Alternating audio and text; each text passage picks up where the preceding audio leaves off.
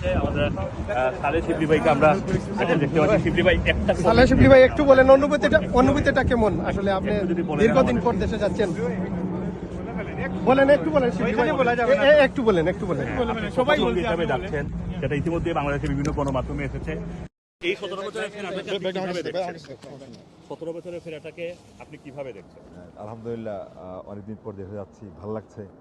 আর আমাদের সঙ্গে বিএনপির ভারপ্রাপ্ত চেয়ারম্যান তারেক রহমান দীর্ঘ 17 বছর পর যাচ্ছেন বাংলাদেশে। এখনও এসে পৌঁছেননি, আর কিছুক্ষণের মধ্যে এসে পৌঁছবেন। তো আশা করি কালকে আমরা যথাসময় বাংলাদেশে গিয়ে পৌঁছবেন।